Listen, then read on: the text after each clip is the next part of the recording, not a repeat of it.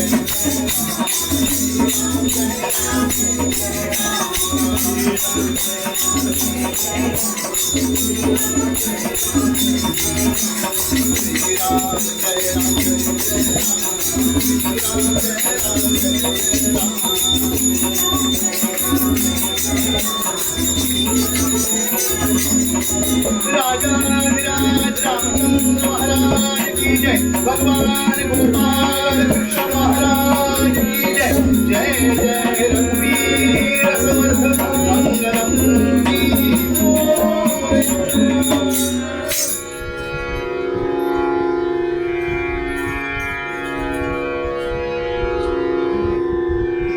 दासांचा हितकारी दासांचा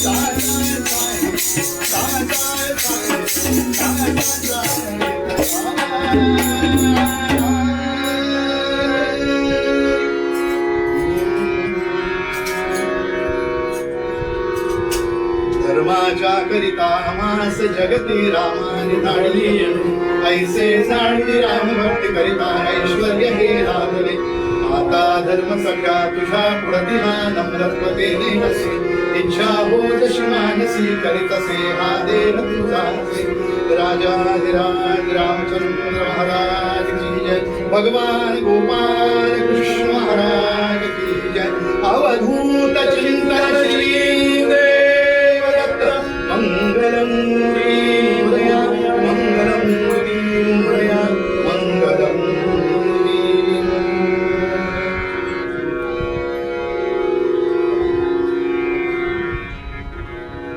दासांचा हितकारी हरी हा दासांचा हितकारी युगायुगी निज दासा करिता जन्माधिक स्वीकारी हरी हा दासांचा हितकारी भक्त छादक मातुल मारुनी म्हणवी तसे अविकारी हरी हा दासांचा हितकारी हरी हा दासांचा हितकारी दीनपणे पदी लीन झालिया होत असे उपकारी हरी हा दासांचा हितकारी हरी हा दासांचा हितकारी अवधूत चिंतन श्री गुरुदेव दत्त.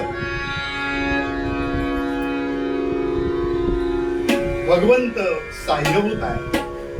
भक्तानं सेवा करावी आणि भगवंतानं त्याचं काम करावं. पण ही सोय फक्त भक्तासाठी आहे एवढंच आम्ही सोयीस्कररित्या विसरतो. त्याचा विसर होऊ नये म्हणून आजच्या कीर्तनाचं प्रयोजन आहे.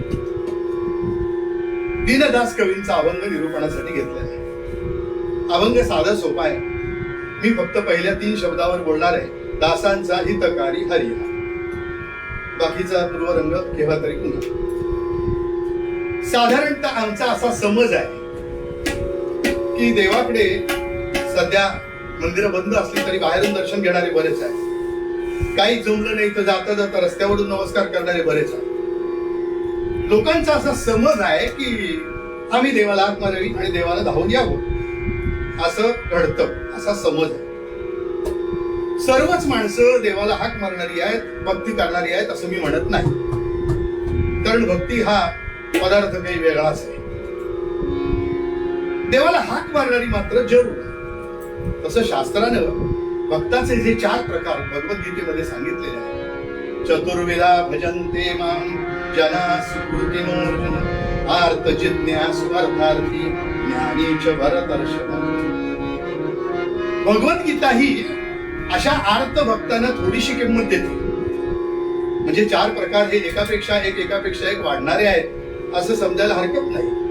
पण ती आर्तता भगवत भक्तीमधली आर्तता आहे असं समजावं, काही त्याचा अर्थ आम्ही घ्यायला पाहिजे. आम्हाला प्रपंचामधलं दुःख आलं की साधारण आम्ही देवाला हाक मारतो. आमची हाक मारण्याची वेळ ठरलेली आहे. आम्हाला काही चिंता बसला, आम्हाला काही अडचण आली, काही चणचण भासायला लागली की देवा आता बघ तू. सर्वसाधारणपणे देवाला हाक मारणारी जी मंडळी आहे या हाक मारणाऱ्या मंडळीचा विचार असतो की आम्ही आमच्या अडचणीला देवाला हाक मारणार आणि देवाने आमच्यासाठी धावून आलंच पाहिजे. यातला काही अंश खरा असला म्हणजे आम्ही हाक मारणारच हा भाग योग्य आहे, वाईट नव्हे. पण त्या हाक मारल्यानंतर भगवंतानी आमच्यासाठी धावून यावं यासाठी आम्हाला काहीतरी करावं लागेल. तेवढीच गोष्ट आमच्या हातून घडत नाही आणि इथेच सगळी भक्तिशास्त्राची अडचण आहे. आम्ही आर्तपणे देवाला हाक मारतो पण आमच्या अडचणीपुरतं देवाला हाक मारतो. चांगलं काही घडलं की ते आम्ही केलं आणि वाईट केलं की देवा बघ बाबा तुझ्यामुळे घडलंय, आता तू निस्तर काय. अडचणीचा प्रसंग आला की आम्ही देवाला हाक मारण्यात पटाईत आहोत. पण देव सर्वांसाठी धावून जात नाही. महत्वाचं लक्षात ठेवा, देव आणि संतांमध्ये फरक आहे. संत हे सर्वांसाठी आहेत, म्हणजे सर्वांचा उद्धार करणारे आहेत. त्यांच्या संग जे जे आले त्यांचा उद्धार केला, त्याचा विश्वास असो अगर नसो. पण भगवंताच्या बाबतीत मात्र म्हणजे भगवंताचं स्वतःच वचन आहे, ये यथा मां प्रपद्यन्ते तांस्तथैव भजाम्यहम्. भगवद्गीतेमध्ये भगवंत स्पष्टपणाने म्हणतात, जो जशी माझी भक्ती करतो तसं मी त्याला फळ देतो. याचा अर्थ भक्ती केली आणि फळ मिळालं नाही असं घडणार नाही, आणि भक्ती केलीच नाही आणि फळ मिळालं असंही घडणार नाही. म्हणजे पंतांनी गंमत केली. पंत असं म्हणाले, सांगा हरीला भजता भजता, सांगा हरीला भजता भजता, सांगा हरीला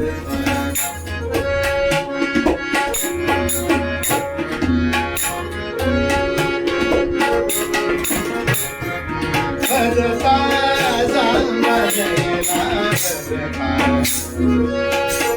कोणी नर निज सुखासी अंतरला कोणी नर निज सुखासी अंतरला सांगा भजता सांगा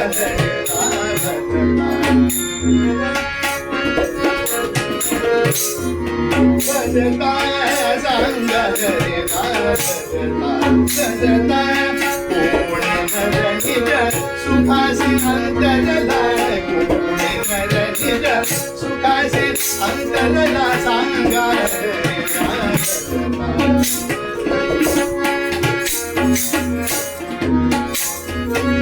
क्यों वन सेविताजी ताजी क्यों वन सेविताजी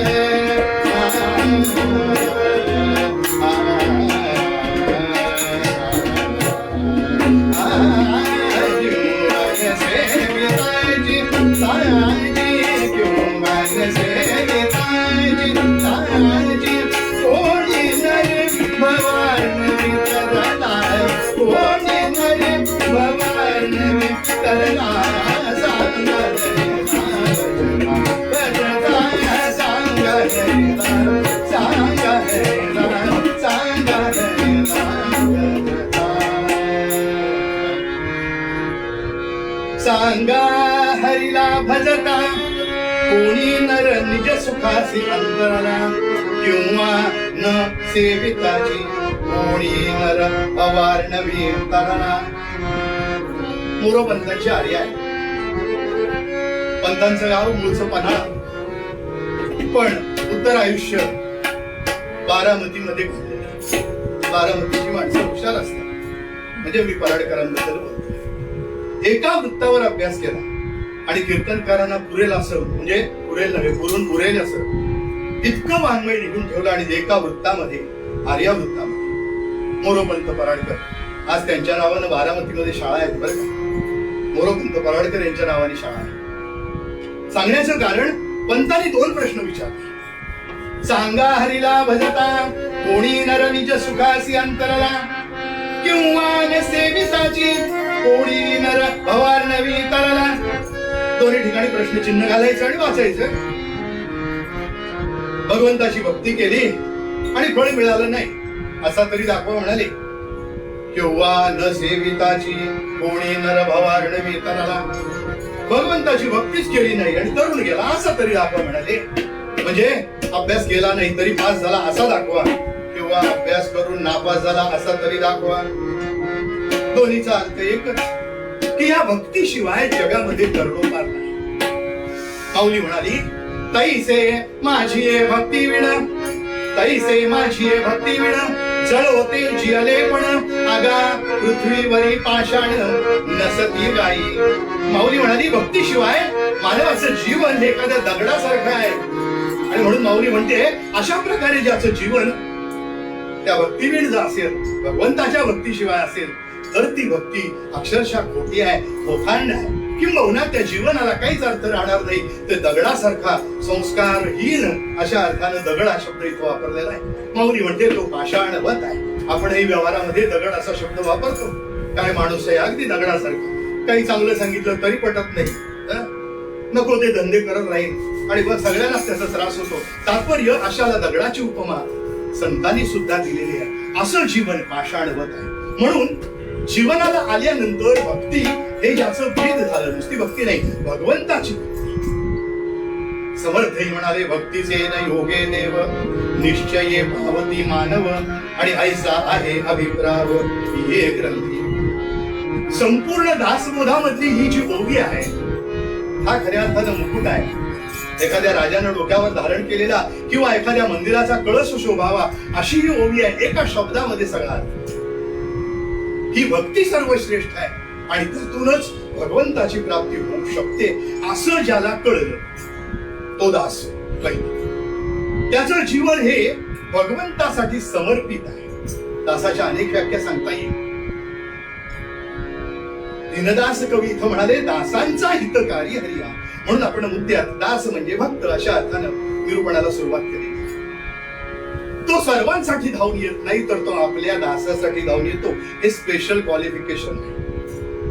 ज्याप्रमाणे शाळेमध्ये मुलं जातात, त्यांच्या खिशाला एक बिल्ला लावलेला असतो, त्याच्यावर त्याचं नाव लिहिलं असतं, त्याच्या आई वडिलांचं नाव लिहिलं असतं, पत्ता लिहिला असतो, फोन नंबर लिहिला असतो. जर का चुकला तर त्याच्या ड्रेसवरनं कळतं कुठल्या शाळेतला आहे, त्याच्या बिल्ल्यावरनं कळतं कुठल्या भागात राहणार आहे आणि थेट त्याचा संपर्क क्रमांक मिळाल्यावरती त्याला फोन करता येतो. त्याप्रमाणे आम्हाला देखील, भक्ताला देखील त्या भगवंताच्या सारखं व्हायला पाहिजे, किंबहुना भगवंतासाठी व्हायला पाहिजे, त्याचं व्हायला पाहिजे. आणि त्याचं झालं ना की मग आपल्याला भगवंत सहजपणे प्राप्त आहे. पण ते त्याचं होणं जे आहे ना ते सातत्यानं व्हायला पाहिजे. म्हणून दास या शब्दाचा पहिला अर्थ जर काढायला गेलो, दास कुणाला म्हणायचं, जो सतत भगवत भक्ती म्हणजे भक्ताची जी लक्षणं आहेत ती दासाची लक्षणं समानच आहेत. दास आणि भक्त यामध्ये काही फार मोठा फरक नाही. दासाचं पहिलं लक्षण मी आपल्याला सांगितलं की तो सदा दास असतो, तो सतत भगवंताच्या चिंतनात असतो. हा त्याचा पहिला अर्थ आहे. म्हणजे तो प्रपंचात राहूनही चिंतनाचा विषय भगवंत. दृष्टांत देतो म्हणजे सिद्धांत जरा लगेच करतो. प्रसंग कसाही यो, भगवंताचं चिंतन सोडणार हा ज्यांचा ध्यास झाला, आमचे चोखो पांडुरंगाचं नाव अखंड घ्यावं. जय जय पांडुरंग हरी, जय जय पांडुरंग हरी, जय जय पांडुरंग हरी, जय जय पांडुरंग हरी, जय जय पांडुरंग हरी, जय जय पांडुरंग हरी. हरी विठ्ठल श्री ज्ञानदेव पंढरीनाथ महाराज की जय. अखंड नामस्मरण तल्लीन झालेला. पत्नीने सांगितलं, धनी जरा पोरावर लक्ष ठेवा बरं, पाण्याला जाऊन येते. तिचं नाव संतू. संतूने सांगितलं पाण्याला जाऊन येते, जरा पोरावर लक्ष ठेवा, मूल लहानच आहे. गोरा कुंभाराचं चरित्राचा हा प्रसंग. गोरोबा पांडुरंगाच्या नावात तल्लीन झाले. तेरेडोकीचा राहणार उस्मानाबाद जिल्ह्यामध्ये तेरेडोकी नावाचं गाव. चिखल तुडवताय. चिखल तयार करण्यापूर्वी त्यातले खडे काढून टाकावे लागतात. आपल्या आयुष्यात सुद्धा भगवत भक्तीचा असा छान चिखल तयार करायचा असेल तर त्यातले भौतिक लोभाचे क्षण रूपी खडे बाजूला काढावे लागतील. ते काढून टाकलेले आहेत. प्रपंचामध्ये असूनही प्रपंचातली विरक्त स्थिती ते अनुभवतात. म्हणजे प्रपंचात असून प्रपंचात नाही. निर्लेप माहितीये ना सगळ्यांना, तो काही चिकटवून घेत नाही स्वतः. सगळ्यांना तवा माहितीये तो निर्लेप, नॉनस्टिक, तो चिकटवून घेत नाही काही. अगदी त्याचप्रमाणे प्रपंचात राहून सुद्धा प्रपंचातल्या कुठल्याही सुख दुःखाला त्यांना स्पर्श करता येत नाही. गोरोबा नामामध्ये तल्लीन आहे. आणि संतू पाणी आणायला गेली बरं. तिकडे नामस्मरणात तल्लीन झालेले गोरोबा त्या मुलावर तर लक्ष सोडाच, डोळे मिटलेले आणि भगवंताशी अनुसंधान सुरू आहे. ते अनुसंधान म्हणजे त्या अनुसंधानाने भगवंताला अप्राप्त करता येतो, त्याला प्राप्त करता येतो. आचार्य म्हणाले, स्वस्वरूपानुसंधान भक्तिरित्यभिधीयते. स्वच्या स्वरूपाशी अनुसंधान साधणं म्हणजे भक्ती. नामामध्ये तल्लीन आहेत. किती तल्लीन आहेत की पायाखाली ते लहान मूल आलं आणि चुरडलं गेलं तरी देखील प्रपंचाचा भाग त्यांना चिकटलेलाच नसल्या कारणानं पूर्णपणे परमार्थात एकरूप झाले. ही संत स्थिती आहे. प्रपंचात असून परमार्थाची वाटचाल. आम्हाला व्यवहारामध्ये सगळं उलटच घडतं. कीर्तनाला देवळात गेला, सध्या देवळं बंद आहेत, होतील चालू लवकरच. देवळामध्ये पोहोचला तरी चिंतनाचा विषय प्रपंच काही सुटत नाही. माझी मुंबईत कीर्तन झाली होती. एक आजीबाई पुढे बसायची. त्या दिवशी थोड्या त्या उशिरा आल्या आणि कीर्तनामध्ये त्यांचं लक्षच नाही असं माझ्या लक्षात. कीर्तन झाल्यावर विचारलं, आजीबाई का हो सारखी जुळबुळ करत होता, आज कीर्तनात तुमचं लक्ष नव्हतं. साधारण महिना असला की सगळे श्रोते ओळखीचे होते. प्रत्येकाच्या जागाही ठरलेले असतात, कोण कुठे बसणार आहे. आजीबाई म्हणाले, खरंच सांगते तुम्हाला सून आले का? तशी म्हटलं नाही. तर म्हणे गंमतीच आहे, त्यामुळे तुम्हाला त्याचा अंदाज आहे. म्हटलं ह्याचा काय संबंध आहे? नाही म्हणे, काय झालंय, दुपारची झोप जरा जास्त झाली, पटकन आवरलं, चहा घेतला आणि घरी आले. इथे देवळात येऊन पोहोचले, घरात निघाले आणि देवळात येऊन पोहोचल्यावर लक्षात आलंय की आता दुधाखालचा गॅस बंद केलाय का चालू आहे. शंका आहे मनात. म्हटलं मग काय फरक पडणार आहे, पाव लिटर दूध, अर्धा लिटर दूध, अगदी जास्तीत जास्त. मुंबईमध्ये काही कोणी फार जास्त आणत नाही, मला माहिती. पाव लिटर अर्धा लिटर दूध फुकट गेला असेल. म्हटलं याच्यापेक्षा नाही म्हणाले. तेच तर तुम्हाला मी विचारलं, सून आले का तुम्हाला? तशी म्हटलं नाही आले. जसं सुनेचं रेकॉर्ड तयार करतं ना सासवा, तसं सुना सुद्धा सासूचं रेकॉर्ड करत असतात. म्हणजे तुमच्या हातून एवढ्या चुका घडल्या, आमच्या हातून एवढ्या चुका घडल्या, एकमेकाला टक्कर द्यायला मुद्दा लागतो की नाही. तर म्हणे आज गंमत अशी झाली, ते दूध चालू राहिलं असेल ते सोडा, दूध फुकट जाईल, सगळीकडे धूर होईल, शेजारी पाजारी जमतील, का हो झालं तुमच्या घरात विचारायला, आणि मग शेवटी जी नामुष्की येईल त्याचा धनी मीच राहणार आहे. परमार्थाच्या रस्त्यावर आहे, पण चिंतनाचा विषय मात्र प्रपंच आहे. लक्षात घ्या. संतांच्या बाबतीमध्ये ते प्रपंचात असतात, पण परमार्थाचं चिंतन त्यांचं अहोरात्र सुरू असतं. दासाचं हे महत्वाचं लक्षण आहे, दासाचं हे महत्वाचं क्वालिफिकेशन आहे. दास कुणाला म्हणायचं?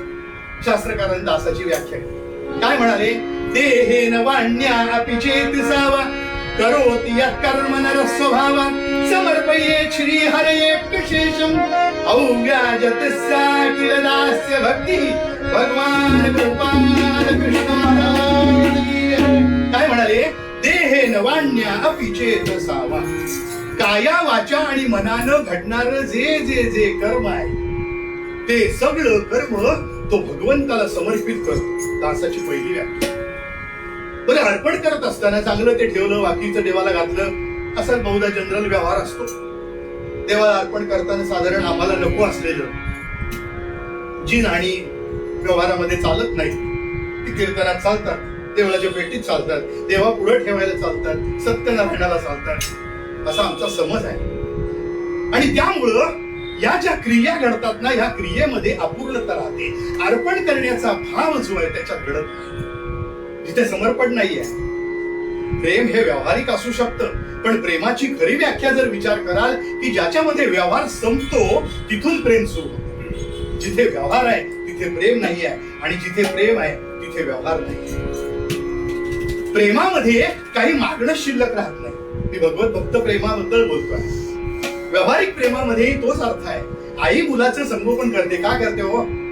मुलगा माझा मोठा झाल्यावर काहीतरी उत्तम करेल यासाठी करते. कुठल्याही आईला विचारून बघा, ती काय सांगेल की माझ्या मुलाचं चांगलं व्हावं यासाठी मी करते, मला त्याने काही द्यावं यासाठी अजिबात नाही. त्याने किती कमवू दे, त्याचं त्याला राहू दे, मला काही दिलं नाही तरी चालेल, पण तो आनंदात राहावा, सुखात राहावा यासाठी ती झटते. एक वेळ स्वतःला न्यूनता घेते. म्हणजे काय? दिवाळीमध्ये साडी घ्यायची असते, स्त्रियांना आवड असते, पण ती म्हणते काय की माझ्या मुलाला कपडे घेऊया, मुलीला पहिलं कपडे घेऊया. त्या दोघांचं पूर्ण झालं की राहिलं तर तिसरा नंबर माझा आणि चौथा तुमचा, तिसरा मात्र आमचा. बरं, पण आईचा जो भाव याच्यामधला आहे की माझ्या मुलाचं हित व्हावं, माझ्या मुलाचं कल्याण व्हावं, हा त्याच्यामधला जो समर्पणाचा भाव आहे, त्यागाचा भाव आहे. भगवत भक्ती शास्त्रामध्ये सुद्धा अव्याजतस्या किल दास्य भक्ती असं शास्त्रानं त्याचं वर्णन केलंय. त्याचा अर्थच असा आहे की याच्यातून मला काही मिळवायचंय असं नाही, मला काही मिळवायचंच नाही, आणि जे जे कर्म करीन ते कर्म तुला समर्पित असेल, तुझ्यासाठी असेल. भगवद्गीतेमधला छान श्लोक आहे. यत् करोषि यदस्नासि यज्जुहोसि तदास्य यत् तपस्यसि कौन्तेय तत्कुरुष्व मदर्पण. अरे जे जे जे कर्म करशील ना ते मला अर्पण कर, म्हणजे काय होईल? त्या कर्मबंधनाचा कुठलाही भोग तुला चिकटणारच नाही. कर्मबंधन दोन प्रकारची आहेत, अहम करतोस मी आणि अहम त्यातोस मी. भगवद्गीतेचा विषय आहे. भगवद्गीता म्हणते की मी करताय असा अहंकार पहिला, मी करतो. पण स्मृतीमध्ये असं वचन आहे की ज्याच्यामध्ये प्रत्यक्ष स्मृतीपासून कृतीपर्यंत सर्वच्या सर्व कारकत्व त्या भगवंताचं आहे. स्मृती म्हणजे आठवण, एखादी गोष्ट आठवणी. कीर्तन 7 वाजता आहे, लक्षात राहायला पाहिजे की नाही? समजा एखादा झोपून राहिला आणि नंतर म्हणला सॉरी लक्षात राहिलं नाही. कर्तृत्वासाठी सुद्धा स्मृतीची गरज आहे. ती स्मृती कोण देतो? भगवंत देतो. विषय आवडीचा असला की ती स्मृती आपोआप होते. मी काय सांगतो नीट ऐका. विषय आवडीचा असला की स्मृती आपोआप होते. सहलीला जायचंय, मुलांना उठवावं लागतं का? आमची मुलगी तर 2:30 वाजता उठून बसायची, मला शाळेत सोडा. 5 वाजता सहल जायची, 2:30 वाजता जायला पाहिजे. नाही मला शाळेत सोडा, गाडी सुटली तर. पण अभ्यासाला उठवायचं असेल तर 7 वाजले तरी उठतील असं काही खात्री देता येत नाही. आवडीचा विषय असल्या कारणानं सहजपणानं ती उठण्याची स्मृतीची क्रिया होते. त्याप्रमाणे आमचं जे चित्त प्रपंचामध्ये लागलेलं आहे, ते प्रपंचात लागलेलं चित्त परमार्थाची जेव्हा आवड निर्माण होईल, परमार्थाची गोडी लागेल, तेव्हा आपोआपच ते त्या दिशेनं जागृत होईल आणि त्याचा परिणाम आम्हाला नक्की मिळणार आहे. प्रपंचात राहून चिंतनाचा विषय मात्र जेव्हा भगवंत होतो, तेव्हा त्या भगवंताला प्राप्त करण्याच्या आम्ही सन्नी झालोय असं समजायला हरकत नाही. स्मृती हे कारकत्व भगवंताचं आहे आणि प्रत्यक्ष कृतीसाठी लागणारं बळ म्हणजे इथून रेल्वेनं अमुक ठिकाणी जायचंय, सध्याच्या काळात फार सोपी गोष्ट नाही, तरी सुद्धा इथून स्टेशन पर्यंत जायला पाहिजे, तिथल्या पायऱ्या चढायला पाहिजे, योग्य प्लॅटफॉर्मवर जायला पाहिजे, त्या धक्काबुक्कीतून रेल्वेत आत चढता यायला पाहिजे, वेळेत योग्य ठिकाणी उतरता आलं पाहिजे, परत बाहेर पडता आलं, पुन्हा रिक्षा पकडायला पाहिजे. या सगळ्या कृती, एका उदाहरणापुरतं बोलतोय आपण, सगळ्याशी लावून घ्या संदर्भ, की स्मृतीपासून कृतीपर्यंत सर्व कारकत्व त्या भगवंताचं आहे. आणि तरी देखील आम्ही अहम करतोस मी असा अहंकार आम्हाला चिकटवून घ्यायचा. ज्ञानी माणसाचा विचारायलाच नको. अहम ज्ञातोस दुसरा अहंकाराचा प्रकार आहे. म्हणजे भगवद्गीतेमध्ये हे 2 कर्मबंधनं सांगितलेली.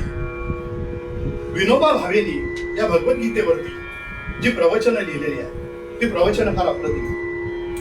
विनोबा भावेनी या 2ऱ्या अध्यायावरती वर्णन करताना पुढे असं म्हणाले की या कर्मबंधनाबरोबरच याचं मला फळ काय मिळेल याच्या चिंतनामध्ये आम्ही सतत विचार करत राहतो. म्हणजे कोणतंही कर्म करत असताना मी काय मिळवणार आहे याचा सतत विचार करतो. आणि यामुळं, या 3 गोष्टीमुळं, म्हणजे अहम करतोस मी, अहम ज्ञातोस मी आणि माझ्यामध्ये दडलेला अहंकार, त्याचबरोबर 4थी महत्वाची गोष्ट मला काय प्राप्त होणार आहे याचं चिंतन, या 4 गोष्टीमुळं आमचं कर्तृत्व, कर्म हे अत्युच्च होत नाही. भगवंत म्हणाले की हे सर्व कर्माचे दोषच आहेत रे बाबा, ते तुला चिकटणार.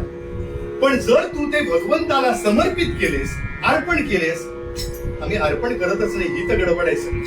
आम्ही नैवेद्य सुद्धा देवाला दाखवतो, अर्पण करत नाही. आमच्याकडे तरी अजिबात अर्पण करत नाही. देवासमोर ठेवायचा, एक क्षणभर पाणी फिरवायचं, त्याच्या पुढे येऊ नको, जणू काही असं देवाला सांगतोय असं.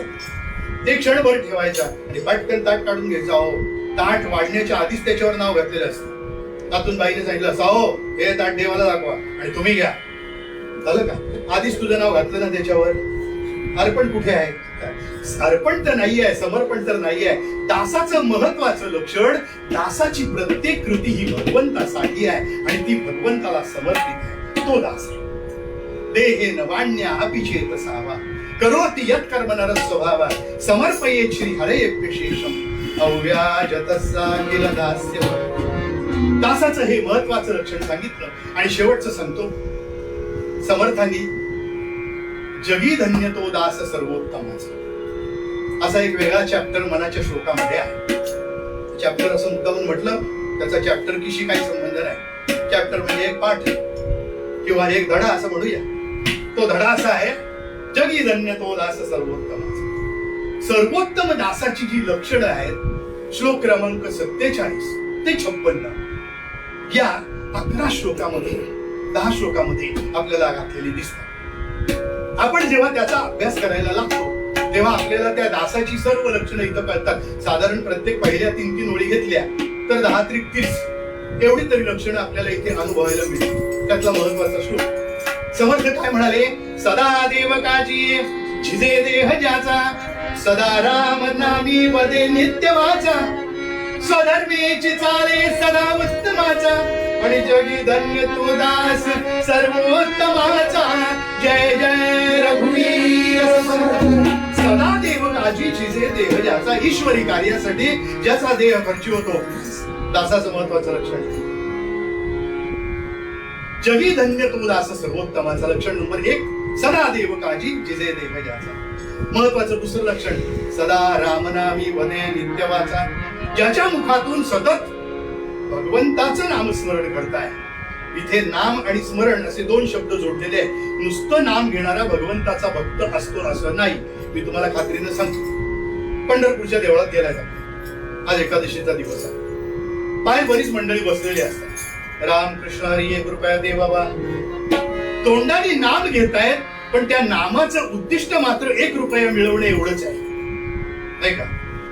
नामाचं उद्दिष्ट 1 रुपया मिळवण्या एवढं जर सीमित असेल तर तो भक्त होऊ शकत नाही. तो मुखानं नाम घेतोय, पण गोंदवलेकर महाराजांनी या नामाबरोबर नामाचं स्मरण असा शब्द ठेवला, असा योजला, आणि म्हणून त्या नामाचं नित्य स्मरण म्हणजे चिंतन आतमध्ये मनात नित्य चालू असेल तर तो दास समजावा.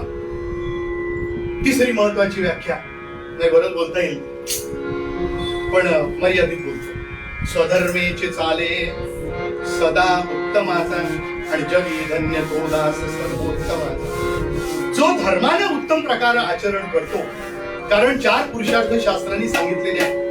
धर्म, अर्थ, काम आणि मोक्ष. एवढ्यावरच खरा पूर्वरंग होऊ शकतो. तरी थोडक्यात सांग, धर्म हा रेग्युलेटरी आहे, म्हणजे नियामक आहे. त्याचं पुढच्या 2 पुरुषार्थांवरती अंकुश आहे. म्हणजे धर्मानं अर्थ मिळवा आणि धर्मानं काम संपादित करा, असा याचा अर्थ आहे. ते वेगळे नाहीये. त्याच्यासाठी हा रेग्युलेटरी आहे, पहिला नियामक आहे. आणि मधले 2 हे साधन स्वरूप आहे. म्हणजे प्रपंचासाठी पैसा लागतो, बरोबर आहे. प्रपंचासाठी काम लागतो, गरजेचं आहे, नाही का? कामनाच नसेल तर काहीच घडणार नाही, म्हणून ती कामनाही अपेक्षित आहे. पण ती कशानं असावी, तर ती धर्माधिष्ठित असावी. धर्मानं अर्थ आणि धर्मानं काम असं जेव्हा संपादित केलं जाईल, तेव्हा खऱ्या अर्थानं त्याला शेवटचा जो मोक्ष आहे तो सहज प्राप्त होऊ शकेल, असं या पुरुषार्थांच्या बाबतीत बोललं जातं. म्हणून धर्माधिष्ठित वागणं हे अपेक्षित आहे. आणि असा जो झाला, समर्थ म्हणतात, त्यालाच सर्वोत्तम दास असं समजावं. दासाची महत्वाची व्याख्या मी आपल्याला सांगितल्या. अशा दासांसाठी भगवंत हा सहाय्यभूतच असतो. जेव्हा जेव्हा अडचण पडते त्या वेळेला एक श्लोक सांगतो आणि पूर्वरंग संपतो. भगवंताकडे 6 गुण आहेत, आणि त्या 6 गुणांनी भगवंतानी 6 भक्तांना तारलेला आहे, असा श्लोक आहे. शास्त्रकार म्हणाले, वात्सल्यात अभय प्रदान करण्यात, आर्तार्ती निर्वापणात, औदार्यात अघशोषणात, अतिशय श्रेय पद प्रापणात, सेव्य श्रीपतिरेक एव सततम संतत्र षट्साक्षिणः, प्रल्हादश्च विभीषणश्च करिराट, पांचाल्य हल्या ध्रुवा, भगवान गोपाल कृष्ण महाराज. काय सांगितलं? वात्सल्यात अभय प्रदान करण्यात, आर्तार्ती निर्वापणात, औदार्यात अघशोषणात, अतिशय श्रेय पद प्रापणात, हे भगवंताचे 6 गुण आहेत. आणि याला 6 उदाहरणं दिली. प्रल्हादश्च विभीषणश्च करिराट, करिराट म्हणजे गजेंद्र मोक्षाची कथा. पांचाल्य हल्या ध्रुवा, पांचाली, अहिल्या आणि ध्रुव, या सगळ्यांनी भगवंताची भक्ती केली, वेगवेगळ्या कारणांनी केली. प्रल्हादानं आधीपासूनच भगवंताचं नामस्मरण ऐकले. आईचं नाव कयाधू. बालक पोटामध्ये वाढते. नारदाने तिला सांगितलं. नारदाने शरण केली कयाधू. म्हणाली की माझ्या उदरी जे मूल जन्माला येईल ते महान भगवत भक्त व्हावं, एवढा आशीर्वाद द्या. त्याला मंत्री करू नका, त्याला आमदार करू नका, पण तो सद्गुणानं वागेल असा करा. नारदाजी म्हणजे नारद महर्षींनी उपदेश केला. नारद महर्षी म्हणजे भगवंताचं नामस्मरण सतत करणारे. स्मरंतम केशवम नित्यम अटंतम भुवनत्रयम ईश कीर्तिं च गायंतम नारदम प्रणमाम्यहम्. देवर्षी नारद महाराज की जय. प्रल्हादानं त्या भगवंताचं नामस्मरण केलं. काय घडलं? आईनं आधी मुळात नामस्मरण सुरू केलं, म्हणून जन्माला आला तोच मुळी नामधारक. लहानपणापासून त्याला त्याचीच आवड. कोणाला काय आवड असते की नाही, त्याप्रमाणे प्रल्हादाला त्या नामसंकीर्तनाची आवड. पण वडील मात्र राक्षसी वृत्तीचे. त्याला मारण्याचे असंख्य प्रयत्न केले. पण तरी सुद्धा या प्रल्हादाला भगवंतानं वेळोवेळी वाचवलं. उंचावरून खाली फेकून द्यावं, प्रल्हादाचं भगवंतानं रक्षण करावं. वेगवेगळ्या प्रकारच्या विषांचा प्रयोग केला, भगवंतानी याला वाचवलं. प्रल्हादश्च विभीषणश्च करे, प्रल्हादाला भगवंतानी वाचवलं, विभीषणाला देखील मोठा आधार दिला. काय घडलं होतं, रामायणातली गोष्ट आहे. वडील भावानं चूक केली होती, म्हणजे रावणाने. विभीषण सगळ्यात लहान आहे, तरी विभीषण हा सत्वशील आहे आणि त्यानं दादाला उपदेश केला. दादा, मी सांगतो ते ऐका, तुमचं वागणं चुकीचं आहे. सांगितलं. दादाला कोणाचं ऐकत नाही. याप्रमाणे रावण सुद्धा ऐकला नाही. आणि मग शेवटी धाकट्या भावाने जाहीर केलं, तुमचा पक्ष आम्ही उद्यापासून सोडतो आणि रामाच्या पक्षात जाऊन मिळतो. या वेळेला त्या पक्षातले काही निष्ठावंत होते की नाही, ते म्हणाले विभीषणाला घेऊ नका. निष्ठावंत कार्यकर्ते असतात, ते म्हणाले घेऊ नका. पण दोघांनी निर्णय घेतला. कोण दोघ जण, एक प्रत्यक्ष प्रभू रामचंद्र आणि दुसरे बुद्धिमत्ताम वरिष्ठम म्हणजे प्रत्यक्ष मारुतीराम. या दोघांनी निर्णय घेतला की तो आपल्याला शरण आलाय, आर्ततेने शरण आलाय, त्याला आधाराची गरज आहे आणि म्हणून अभय देणं गरजेचं आहे. तर अभय दान केलं कुणाला, विभीषणाला, आणि त्याला आपल्या पक्षामध्ये घेतला. अर्थात त्याचा फायदा प्रभू रामचंद्रांना पुढच्या काळात होणार होता. युद्ध कसं करायचं, कुठे करायचं, सुरुवात कशी करायची, या सगळ्याचा अनुभव विभीषणाला होता. आणि श्रीलंकेची सगळी माहिती होती, खडानखडा माहिती होती. श्रोते हो, भगवंतानी आपल्या भक्ताचं रक्षण केलं. असंख्य दृष्टांत देता येईल, कितीही कीर्तन केली तरी कमी पडतील. वात्सल्यात अभय प्रदान करण्यात, आर्तार्ती निर्वापणात, औदार्यात अघशोषणात, अतिशय श्रेय पद प्रापणात, सेव्य श्रीपतिरेक एव सततम संतत्र षट साक्षिणः, प्रल्हादश्च विभीषणश्च करिराट, पांचाल्य हल्यार्जुना, भगवान गोपाल कृष्ण महाराज. या 6 जणांचा उद्धार केला भगवंतानी. आणि म्हणून दास जर आम्ही होऊ तर त्या दासांचा हित करता भगवंत आहे. म्हणून मूळ पद्यामध्ये दीनदास कवी म्हणाले, दासांचा हित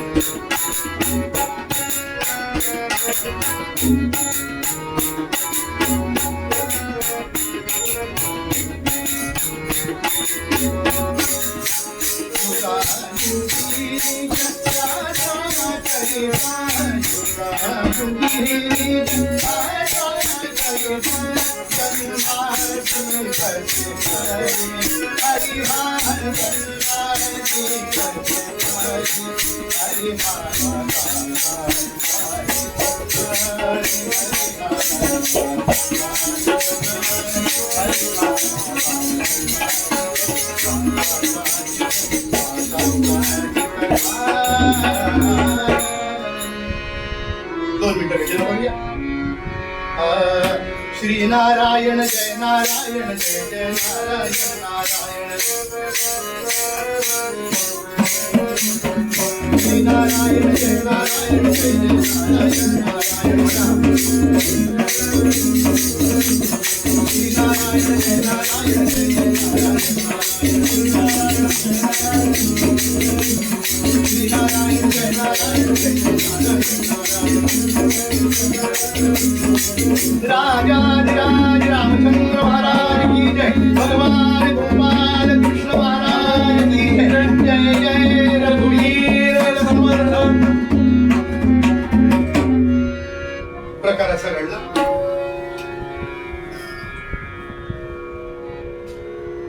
साधारण भावंडामध्ये भांडण कुठल्या कारणाने होईल सांगता येत नाही. म्हणजे लहानपणचं सोडा, लहानपणी तर धुमाकूळच घरात, मिळेल त्या वस्तूंनी मारामारी भावंडामध्ये होऊ शकते. मोठी झाल्यावर सुद्धा भांडण होऊ शकतात, वेगवेगळे कलह घरामध्ये निर्माण होऊ शकतात. आणि पांडव जरी सत्वशील असले तरी पांडवांच्या मध्ये सुद्धा कलह होण्याची शक्यता नारद महर्षींनी ओळखली. आणि म्हणून त्यानं उपदेश केला. भांडणाची वस्तू काय होती, कशामुळे भांडण होईल असं वाटलं तर एक स्त्री आणि तिला 5 असणारे पती म्हणजे पांडव यांच्यामुळं भांडण होऊ शकतं असं नारदांच्या लक्षात आलं आणि म्हणून नारदांनी उपदेश केला. होईल कलह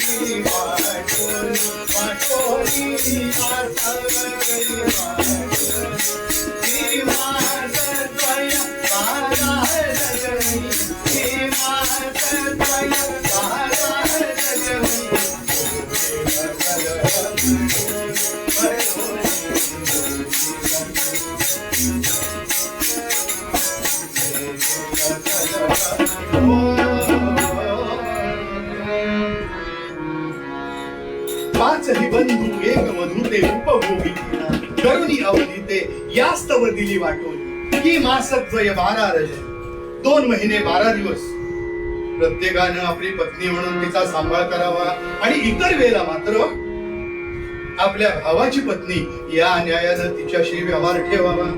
पण जर यात काही प्रमाद घडला म्हणजे चूक घडली तर 12 महिने जहवर जावे 12 महिने जहवर जावे गाना वाजून नित्य फिरावे सर्व सुखी करोनी सर्व सुखी करोनी ओ समजावा युद्ध फिरोनी ओ जनगावा युद्ध फिरोनी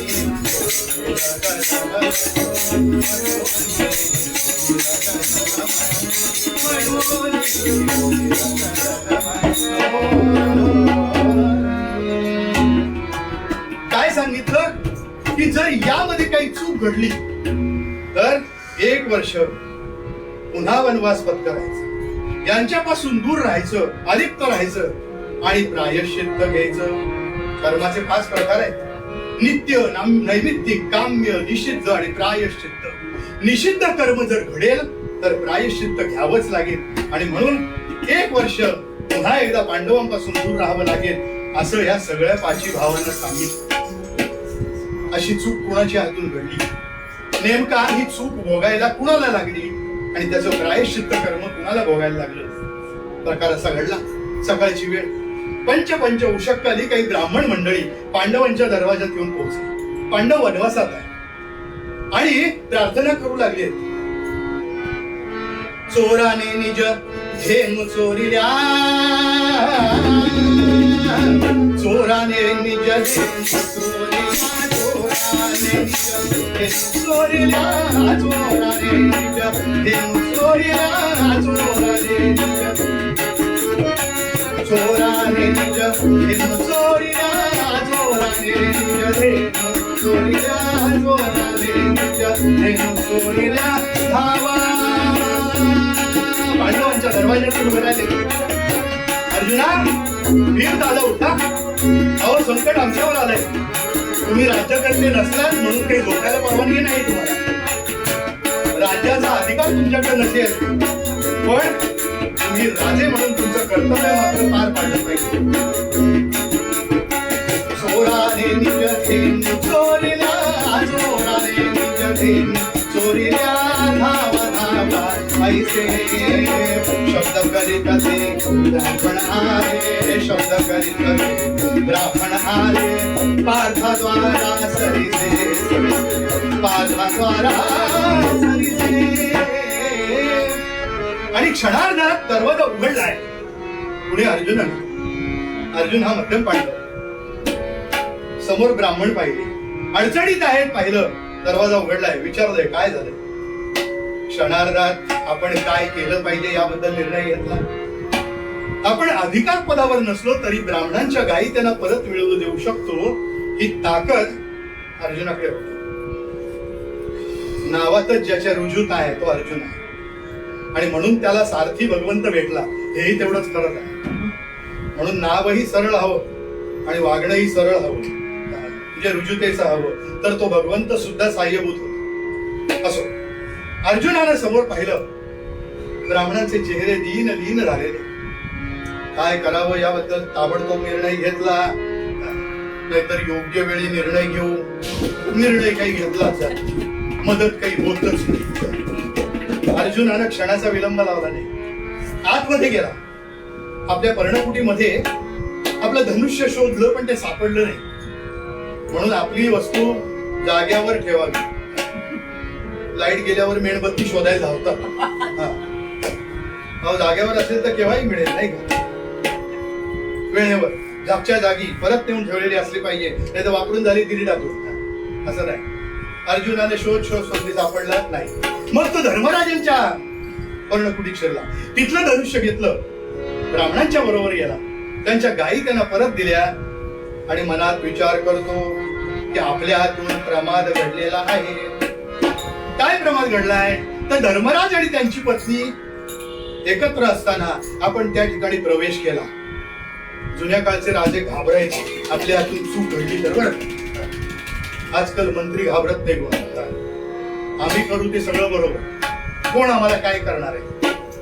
अर्जुनाच्या मनात विचार असे सुरू झाले की मी केलंय ते चुकीचं आहे आणि चूक असेल तर चूक कबूल करता आली पाहिजे. तोही मोठेपणाचं लक्षण आहे. नाही तर माझी चूक आणि मी गुरगुरायचं. चूक जर आपली असेल तर मान्य करता आले पाहिजे. पहिली गोष्ट, अर्जुनानं थेट धर्मराजाच्या जवळ येऊन पोहोचला. आतापर्यंत दिवस उजाडला होता.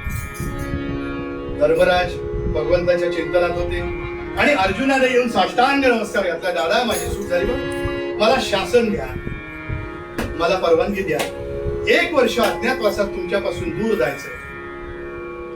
धर्मराज म्हणाले, आधीच आपण वनवासात आणि त्यात तुझं हे काय नवीन नाटक. अर्जुना, काय घडलं असं तुझ्या हाती. अर्जुनानं घडलेला प्रकार इत्यंभूत सांगितला, काही लपवलं नाही. आणि त्यामुळं नारदांनी जी काही शिस्त लावलेली आहे त्याप्रमाणे आपण वागलं पाहिजे. धर्माधिष्ठित वागणं केलं पाहिजे आणि तरच धन्यता प्राप्त होईल. पूर्वरंगाचा विषय आहे ना.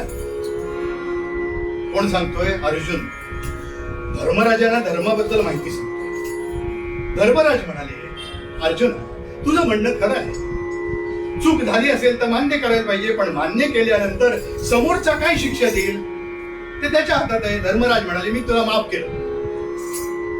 दादा, तुम्ही माफ केलं तरी त्याच्या दरबारात याची नोंद आहे ना, तेव्हा ते माझ्या अकाउंटवर जमा होईलच दोषाचं. त्याचं काय करायचं? दोघांच्या अशा प्रकारे चर्चा सुरू आहे. अर्जुन आणि धर्मराज दोघं भांडतायत, म्हणजे भाऊही भांडत होते त्या काळात, पण दोघांचं भांडण तात्विक आहे. असं होता होता धर्मराजांनी शेवटचा एक मुद्दा सांगितला. काय सांगितला? म्हणाले, हे बघ, मोठा भाऊ हा वडिलांप्रमाणे असतो आणि त्याची पत्नी ही आईप्रमाणे असते. हे धर्मशास्त्र आहे आणि यामुळे तू केलेला दोष नाही.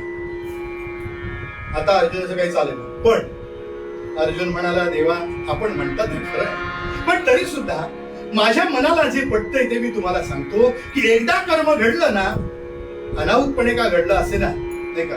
अहिल्याच्या हातून चूक घडली.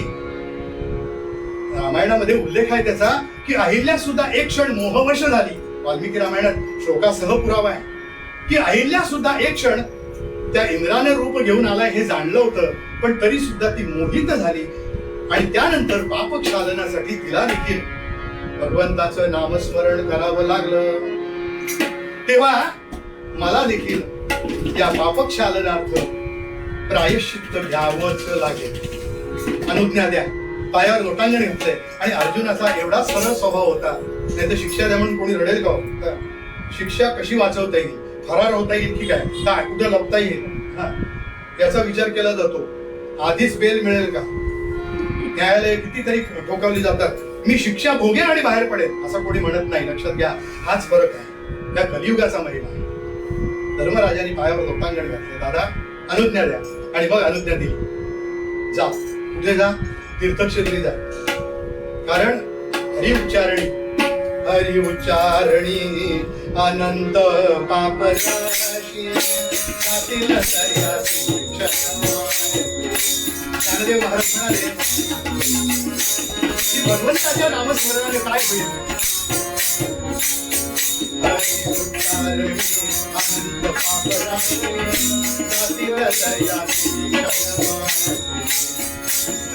अग्नि मेले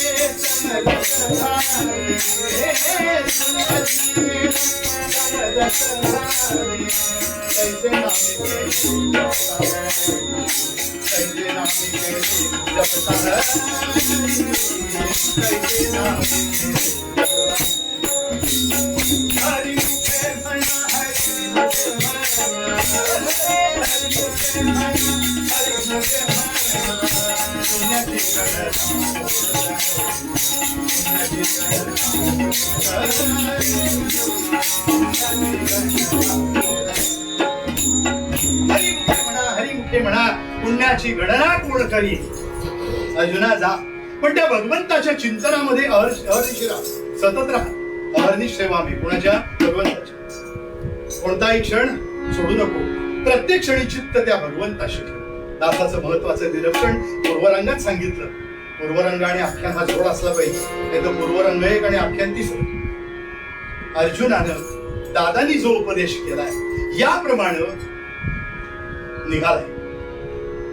प्रत्येक मंदिरामध्ये जावं, भगवंताचं दर्शन घ्यावं, बाहेर पडावं, भगवंताला एकच सांगावं, देवा माझ्यासून चुका होऊ देऊ नको, मी तुला शरण आलो. असं होता होता होता होता भारताच्या पूर्व क्षेत्री पोहोचलाय, पूर्व किनारी पोहोचलाय, रामेश्वरम या ठिकाणी. आणि भगवान महादेवांचं दर्शन घेतलं. नागेंद्र हाराय त्रिलोचनाय भस्मांबरागाय महेश्वराय नित्याय शुद्धाय दिगंबराय तस्मै मकाराय नमः शिवाय. नमः पार्वती भगवान शंकराची स्तुती केली, त्या भगवंताची स्तुती केली.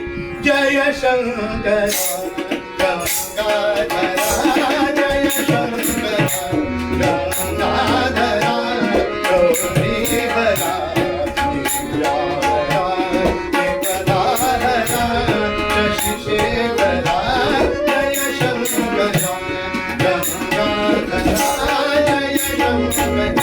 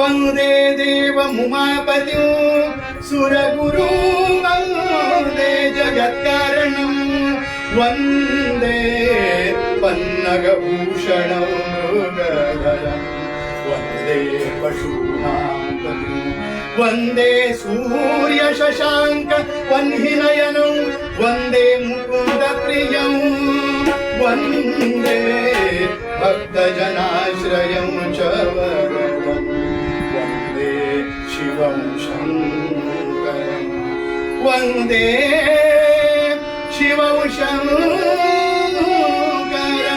नमः पार्वतीपते जगदंबा माता की जय. अखंड नामस्मरणामध्ये तल्लीन झालाय. चित्तवृत्ती भगवंताच्या नामस्मरणात चिंतनामध्ये आहे. दर्शन घेतलंय, आशीर्वाद घेतले. भैरव त्यात अहिर भैरव. भय म्हणजे भयानक, रव म्हणजे आवाज. भयानक रव निर्माण करीत जो निर्माण होतो तो भैरव. आमच्या चिपळूणला 2 देवळ आहेत ना, नवा काल भैरव आणि जुना काल भैरव. भैरवनाथ म्हणजे शिवाचा स्वरूप आहे आणि म्हणून शिवस्तुतीला यासारखं दुसरं स्थान नाही. म्हणजे हाच राग जास्त येऊ असं.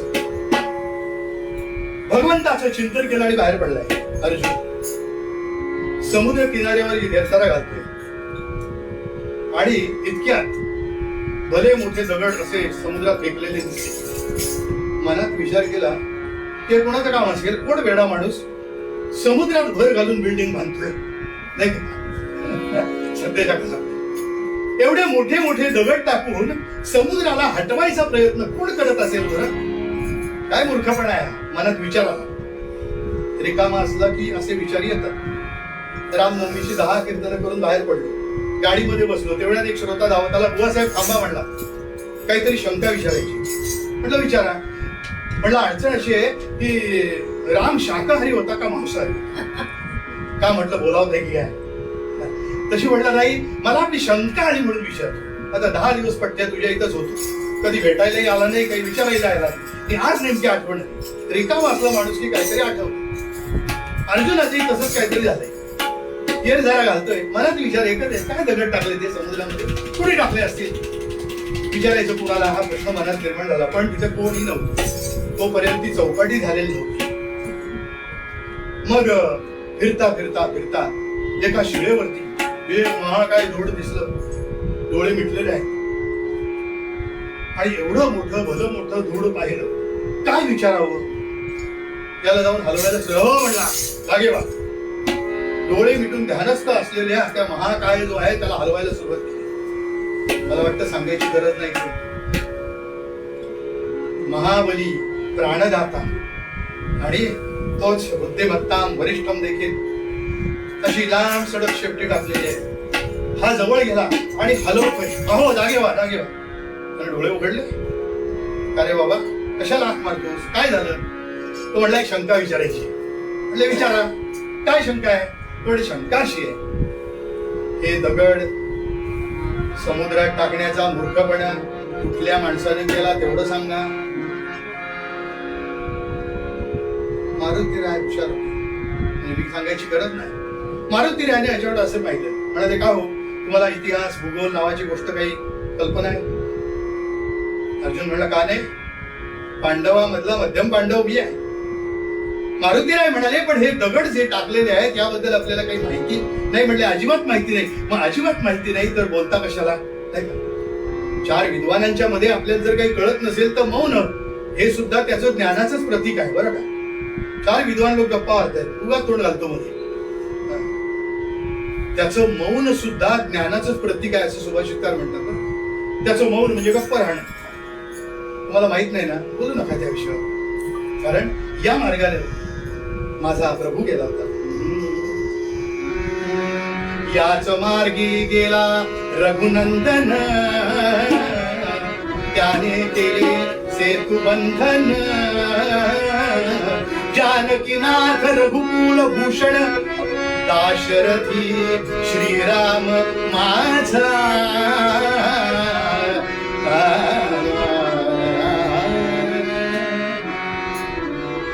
काय सांगितलं? माझा राम या मार्गाने गेला, माझा प्रभू या मार्गाने लंकेला गेला, आणि त्यावेळेला जो सेतू बांधला होता त्या सेतूची ही साक्ष आहे. आमचाही अजून विश्वास बसत नाही. मुळात राम होता की नाही इथपासून सुरुवात. अमेरिकन सायंटिस्ट कंपनीनं म्हणजे नासानं जेव्हा जाहीर केलं की होय भारताला आणि श्रीलंकेला जोडणारा सेतू होता, लोकसत्तामध्ये त्याचे फोटो आले, तेव्हा आम्ही मान्य केलं की होय असा काहीतरी सेतू होता. श्रोते हो, आम्हाला इतिहास माहित नाही, आमच्या इतिहासाबद्दल आम्हाला अभिमान नाही, आमच्या आराध्य दैवतांबद्दल आम्हाला अभिमान नाही. इथेच सगळी गडबड होती आहे, इथंच हिंदू धर्माचा रास होत आहे. आमच्या आराध्यांना कुणी काही बोलावं, कशाही प्रकारचे विनोद करावेत आणि आम्ही ते सहन करावेत, ही आमची चूक आहे. सहन करणाराही दोषी, म्हणजे करणारा तर आहेच आहे दोषी, पण करून घेणारा तर त्याही पेक्षा दोषी ठरतो. म्हणून आता जागृतीची वेळ आलेली आहे, धर्माचं जागरण करण्याची वेळ आलेली आहे. धर्मासाठी आम्हाला जागं व्हायचं आहे. जिथे जिथे आमच्या धर्मावरती असा अत्याचार होईल, नुसती हातात माळ पुरेशी नाहीये. आमची एकही देवता शस्त्राशिवाय नाही आहे. हातात शस्त्र धारण केलेलं आहे, शस्त्र धारण केलेलं आहे. मारुतीरायाच्या हातात तर गदा आहे. जर कोणी काय बोलेल हाणेन काळके. आज नेमका शनिवारचा दिवस आहे. मारुतीरायांच्याकडे पाहिलं म्हणजे का हो, माहित नसताना एवढं बोलता, तुमची ओळख काय? आता ही ओळख सांगायची वेळ आली. दुसऱ्याबद्दलची ओळख सांगायची असली की फार कमी बोलतो माणूस, आणि स्वतःची सांगायची हे लांबलंच. अर्जुनाने सांगायला सुरुवात केली, का हो तुम्हाला हस्तिनापूर माहिती आहे? हो म्हणाले, माहिती आहे. त्या हस्तिनापूरचे आम्ही राजे आहोत, पण कसे आहोत? माझी आहोत. सध्या गावोगाव फिरतोय, यात्रा करत. पांडव सांगतात म्हणजे अर्जुन सांगतात. भगवान गोपाल कृष्णाचे लाडके भक्त आणि त्यातला मी मध्यम पांडव, हा तर भगवंताचा अतिशय प्रिय. स्वतःचं वर्णन सांगतोय. द्रोणाचार्य, भीष्माचार्य यांच्यासारख्याकडे शस्त्रविद्या, अस्त्रविद्या शिकलोय. गुरुची नावं सांगायला सुरुवात केली. धनुर्विद्येमध्ये आपला कोणी हात धरू शकत नाही. अर्जुनाने स्वतःचं सगळं सांगायला सुरुवात केली, सांगितलं देखील. आणि मग विचार, हो माझ्याबद्दल मी एवढं सगळं बोललो खरं, पण तुमची ओळख? मारुतीराय म्हणाले, मी होय, मी तर दास, त्या रामरायाचा दास आहे, सेवक आहे, म्हणून इथं बसलोय. माझा राम मला दर्शन देणार आहे म्हणून इथं बसलोय, त्याच्या दर्शनार्थ बसलोय. दोघांची चर्चा सुरू आहे. पुन्हा मुद्दा त्या दगडांवरती आला. अर्जुन म्हणाला, काय मोठेपणा सांगता? तुमचा राम होता कोण? होता धनुर्विद्येमध्ये एक नंबर, युद्धशास्त्रामध्ये निपुण. धनुर्विद्या, पारंगत हा शब्द ऐकला म्हणजे बाकी सगळं ठीक आहे. समान माणसं भेटली ना की एकमेकांबद्दल द्वेष निर्माण होतो. दोन कीर्तनकार समोर आले, एकमेकाला कधी चांगलं म्हणणार नाही, त्याला काय येतंय, इथनं सुरुवात. दोन एका क्षेत्रातली माणसं समोर आली, एकमेकाला चांगलं कदापि म्हणणार नाही. अर्जुनाच्या मनात असा जो अहंकार सुप्तपणे होता तो जागा झाला. का हो, धनुर्धर म्हणता आणि दगडाचा सेतू. मी असतो तर बाणाचा सेतू बांधला असता. मारुतीराय म्हणाले, बघा अहो ते सोपं नाही तसं. बाणाचे सेतू बांधणं तर अशक्य आहे. अहो त्याच्यावरून 56 कोलांगर सैन्य जायचे. एक कोलांगर म्हणजे 100 अब्ज संख्या, बरं का. आणि 56 कोलांगर सैन्य पलीकडे जायचं होतं. बरं एक एक असे महा काय तो पूल टिकेल तुमचा? बांधलेले पूल सुद्धा किती टिकतील याबद्दल खात्री नाही. 1 महिना नाही उद्घाटन झालं. बर्वे काका, चिपळूणच्या पुलाला खड्डे पडले बरं का, नवीन पुलाला उद्घाटन होतं काय नाही, खड्डे पडतात काय सुरूच नाही. असो नाही, चिपळूणवाले आहेत म्हणून सांगण्याचं तात्पर्य, तो सेतू इतका मजबूत पाहिजे, बांधायला सुरुवात करणार. अर्जुन म्हणाला, मी सेतू बांधतो, तुम्ही मोडायचा. काय तयारी? मारुतीराय म्हणाले, ठीक आहे. अर्जुन म्हणला, तसं नाही, काहीतरी पैज लागली पाहिजे. अर्जुनाने स्वतः जाहीर केलं, जरी होता सेतू भग्न मी करीन अग्निकाष्ठभक्षण. ऐसे बोलला कुंती नंदन अंजनी नंदना लागोनी. काय म्हणाला? जर मी बांधलेला सेतू तू मोडलास तर मी क्षणार्धात अग्निकाष्ठभक्षण करीन. म्हणजे काय? चितेमध्ये प्रवेश करीन. काय अहंकार असतो, थेट चितेपर्यंत पोहोचला. मारुतीराय म्हणाले, मी देखील हे मान्य केलं असतं, पण मी चिरंजीव आहे, रामरायाच्या आशीर्वादाने चिरंजीव आहे, त्यामुळं मी असं काही करणार नाही. पण जेव्हा केव्हा तू युद्धात असशील तेव्हा तुझं एखादं लहान काम, अगदी ध्वज सांभाळायचं काम दिलंस ना तरी ते मी करीन.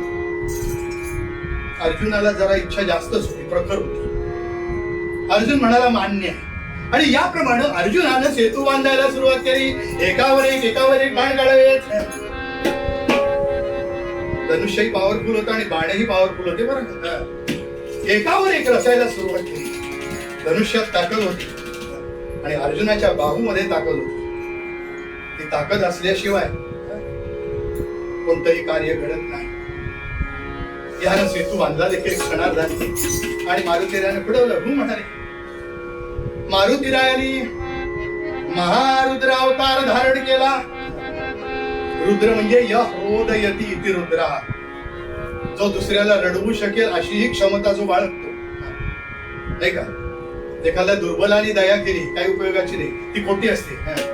एखाद्या दादाला एखादा लहानसा पोरगा म्हणजे तुला सोडून दिलं, सोडून कसं दिलं, तू त्याला मारू शकत नाही म्हणून तू दया केली असं म्हणतो. दया केली धाके असं वामन पंडितांचा श्लोक आहे. दया केली धाके, धाकाने दुसऱ्याला दया करतो, नाही का. म्हणजे महारुद्र अवतार धाडी आहे. उंचच्या उंच वाढता वाढता वाढे, भेदिले शून्य मंडळ, अशी महाकाय स्थिती प्राप्त केली. अर्जुन असा बघत झाला. ब ब ब ब आता विचार कळला काय पुढे होणार ती. अर्जुनाने डोळे मिटले. मारुतीरायाने क्षणार्धात उड्डाण केलंय. सियावर रामचंद्र की आकाशात उड्डाण केलं आणि क्षणार्धात सेतूवर पडला. काय झालं असेल? सेतूचा चपटा सुरू, नामो निशान सुद्धा शिल्लक राहिलं नाही. इथे सेतू होता म्हणून सगळा सेतू वाहून गेला. आता अर्जुना पुढे पर्याय नव्हता. तिकडे तिकडे फिरला, लाकडं जमवली, काष्ट जमवली, अग्नी सिद्ध केला, चिता पेटवली स्वतःच. काय दुःख आहे, स्वतःची चिता स्वतःच पेटवतोय. मारुतीराय शांतपणे बघताय. पहिली फेरी मारली, दुसरी मारली आणि तिसरी फेरी मारणार इतक्यात मनामध्ये विचार आला की जर या कठीण प्रसंगातून वाचलो तर पुढं ना, अजून युद्ध करायचंय, गौरवांना हरवायचंय, जीवनाचं कार्य करायचंय बरंच. पण इथून बाहेर पडलो तर अशा वेळेला त्या भगवंताची आठवण आली. कृष्ण कृष्ण कृष्ण कृष्ण कृष्ण कृष्ण कृष्ण कृष्ण तुझला कैसा किती तुझला कैसा किती कृष्ण कृष्ण कृष्ण कृष्ण कृष्ण कृष्ण कृष्ण तुझला कैसा किती तुझला कैसा किती गरुडाची वाट नका पाहू, गरुडाची वाट नका पाहू. कृष्ण कृष्ण कृष्ण कृष्ण कृष्ण कृष्ण कृष्ण कृष्ण कृष्ण कृष्ण कृष्ण तुझला कैचा किती मी बाबू, धावत ये लवलाही लवलाही, गरुडाची वाट नका पाहू. कृष्ण कृष्ण कृष्ण कृष्ण भगवंता अहो धावत या, नाही तर म्हणाल वाहन मिळालं नाही. ताबडतोब या, या क्षणी या. भगवंत किती दूर आहे, आमची हाक त्याच्यापर्यंत पोहोचायला पाहिजे. मी मगाशी सांगितलं ना, आर्त भक्त, त्याच्या पुढे भक्त हे विशेषण आहे, हे विसरू नका. म्हणून त्या 4 काही डिग्र्या नाही आहेत. तर म्हणजे कंपॅरेटिव्ह डिग्री नाही त्याच्यात. अर्थ जिज्ञासू, अर्थार्थी आणि ज्ञानी. लौकिक अर्थानं तुम्हाला वाटेल की असा चढता क्रम आहे की काय, पण तसं नाहीये. भगवद्गीतेमध्ये हे 4ही भक्त या सदरामध्ये म्हटले जातात. जो अर्थ असताना भगवंताला हाक मारतोय, दुःख असताना हाक मारतोय. अर्जुनाने हाक मारली क्षणी आणि क्षणार्धात अहिवर लास्य प्रभू मग, अहिवर लास्य प्रभू मग, कळवळला द्वारकेत गहिवर झाला क्षणात ब्राह्मण, हनुमंता समीपतेत अवतरला. भगवान गोपाल कृष्णाने द्वारकाधीशानं क्षणार्धात योजना केली. काय योजना केली? ब्राह्मणाचं रूप घेतलं. ब्राह्मण याचा अर्थ सत्वशील व्यक्तीचं रूप घेतलं आणि हनुमंताच्या जवळ येऊन उभे राहिले. हनुमंताला विचारलं, का हे काय चाललंय? तो रडतोय, तुम्ही हसताय. तो म्हणजे जगाचा नियमच आहे, कोणीतरी रडत असतो तेव्हा बाकीचे त्याला हसत असतं, नाही का. जगाचा नियम आहे. लहानपणी मूल रडत असतं, रडत असतं, बाकीचे हसत असतात. मुलगा मोठा होतो, तो हसतो, आई वडील रडत असतात. गोपाल कृष्ण महाराज. सांगायचं कारण की रडण्याची प्रत्येकाची वेळ असते, नाही का? त्यात बालानाम रोदनम बलम असं शास्त्रकारांनी सांगितलं. स्त्रियाही त्याच्यापेक्षा पुढं. एकदा स्त्री रडायला लागली की पुरुष त्या पुढे काही बोलत. तुझं सगळं मान्य. काय अनुभव आपला?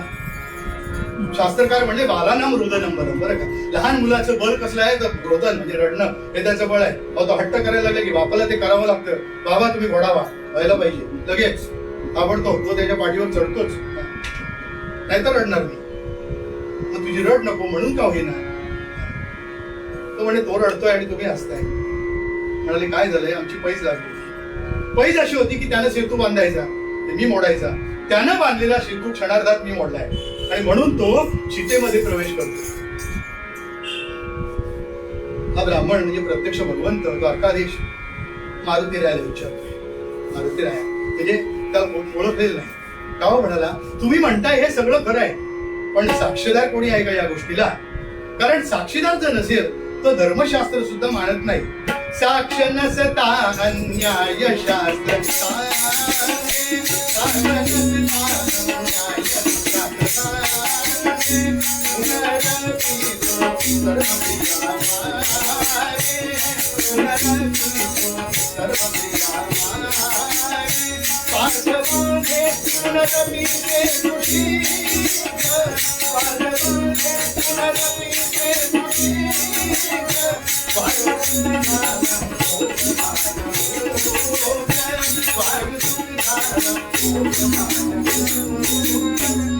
क्षणार्धात त्या जवळ वळवलं. इकडे या. मारुतीरायाने समोर बोलावलं. मारुतीरायाने अर्जुनाला तिसरी फेरी पूर्ण व्हायची होती. जवळ बोलावलं, म्हणजे इकडे या. हा जो ब्राह्मण आलाय तो असं म्हणतोय की झाल्या प्रकाराचा साक्षीदार कोणीच नाही, तेव्हा परत सेतू बांधा. अर्जुन म्हणाला देवासारखा धावून आला, पण कळलेलं नाही की देवच आलाय. आपली व्यवहारात अशी बसगत होते. भगवंत आम्हाला अनेक वेळा तारतो, आम्हाला कळतच नाही. आम्ही त्याला ओळखत नाही ना, म्हणून ही सगळी गंमत आहे. असं अर्जुन म्हणाला, एक संधी मिळाली, अवसर बार बार नाही आला, पुन्हा सेतू बांधूया. पण आता फरक असा झाला होता की तो एक एक बाण काढताना भगवंताचं चिंतन द्वारकाधीशाचं होत होतं, जो सकल जगाचा गुरु आहे. वसुदेव सुतम देव कौस चाणूर्य मर्दन देवकी परमानंदम कृष्णम वंदे जगद्गुरु. या जगताचाच गुरु आहे. त्या गोपाल कृष्णाचं चिंतन मनात होत होतं आणि एक एक बाण सोडताना नारायणाचं चिंतन घडल्यामुळं तो सेतू अभेद्य असतो असा अर्थ घ्यायचा. सेतू बांधला. अर्जुन बाजूला झाला, म्हणजे आता आपलं काम होऊया परत. मारुतीरायाने खात्रीच होती की मी मोडणारच. तिकडे यानी आकाशात उडी मारली. सियावर रामचंद्र की जय. आणि इतक्यात लक्ष्मी देवी सुद्धा इथे येऊन पोहोचल्या. या दोघांनी असं ठरवलं की आता रूप बदलायचं आणि क्षणार्धामध्ये वरून जो मारुतीराय खाली येतोय त्याला प्रत्यक्ष प्रभू रामचंद्र आणि सीतामाई या दोघांचं दर्शन होऊ लागलं.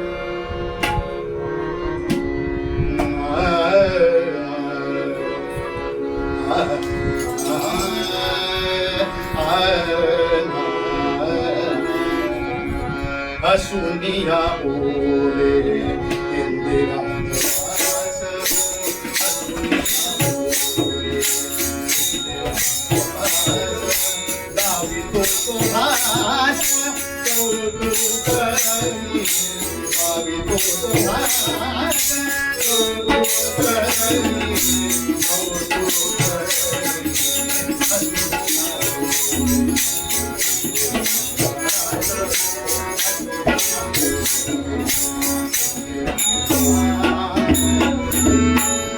भगवंत म्हणाले, या दोघांनाही असं आता कौतुक दाखवतो की ज्या योगे या दोघांचाही अहंकार थोडा थोडा नाहीसा होईल.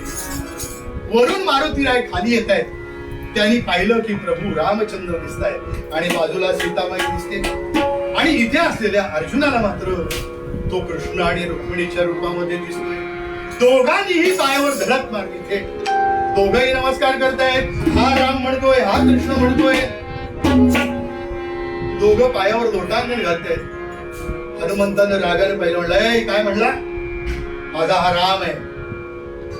अर्जुन म्हणाला, "माझा हा कृष्ण आहे." भगवंतांनी दोघांनाही जवळ घेतलं, म्हणाले, "भांडू नका, युती करा, नाहीतर फसाल. म्हणजे तुमची भक्तांची युती होऊ द्या, नाहीतर सगळी गडबड होईल." भगवंतांनी दोघांनाही जवळ घेतलंय, पाठीवरून हात फिरवलाय. "अरे मारुती राजा, तुझ्यासाठी मी राम अवतार घेतला आणि याच्यासाठी मी कृष्ण अवतार घेतला, तेव्हा दोघांवरही माझी कृपा आहे." मारुतीराय म्हणाले, "आता हा सेतू अबाधित राहिला त्याचं काय?" म्हणाले, "काही नाही, जर ठरला असतास तू तर तू काय करणार होतास? तेवढंच करायचं." म्हणाले, "मी असं ह्याला म्हटलं होतं, मी चिरंजीव आहे, त्यामुळे तुझ्या युद्धाच्या प्रसंगी मी ध्वज राखायचं काम करेन." श्रोते हो, याचाच परिणाम म्हणून अर्जुनाचं ते प्रसिद्ध जे युद्ध होतं, त्या युद्धामध्ये भगवान गोपाल कृष्ण सारथी होते, तर रथावरती प्रत्यक्ष मारुतीराय हा त्याचा ध्वज सांभाळत होते. आणि कौरवांकडून येणारी जी शस्त्र होती, ज्या शस्त्रांचं उत्तर अर्जुनाकडे नव्हतं, मारुतीराय वरच्यावर गेले. युद्ध संपलं, विजयी अर्थातच अर्जुन झाला. रथ आपल्या शामियान्याकडे परत येत होता. भगवंत म्हणाले, "अर्जुना, खाली उतरूया." अर्जुन म्हणाला, "मी विजयी आहे, मी चालत जाणार शक्यच नाही, चालत जाणं शक्य नाही." भगवंत म्हणाले, "आतापर्यंत ऐकलं तसं एवढं ऐक, शेवटचं ऐक." अर्जुन रथातून खाली उतरला. भगवंतांनी वर पाहिलं, मारुतीरायानं हात जोडले. मारुतीरायानं सांगितलं, "आपणही रथातून पाय उतरवा." भगवान गोपाल कृष्ण आणि प्रत्यक्ष मारुतीराय दोघही रथातून पाय उतार झाले आणि त्याच क्षणी हा जो प्रसिद्ध विजयी रथ होता तो धाड धाड धाड धाड जळून गेला. हे सगळं रूपक आहे, हा रथ आहे. या रथाचं सारथ्य भगवंताकडे आहे, तर ह्याचं रक्षण करण्याची ताकद फक्त मारुतीरायामध्ये आहे. जर हे दोघं पाय उतार होतील तर याची स्थिती त्या रथासारखीच चालण्या योग्य होईल. यापेक्षा जास्त आणखी काही बोलत नाही. जो दास आहे तो पूर्णपणे भगवंताशी समर्पित असतो. आणि म्हणून मूळ पद्यामध्ये महाराज म्हणाले, "घे ना दासांचा हितकारी हरिहा, दासांचा हितकारी हरिहा, दासांचा हितकारी युगायुगी निज दासाकरिता, युगायुगी निज दासाकरिता सन्मानी करिता हरिहा, दासांचा हितकारी हरिहा,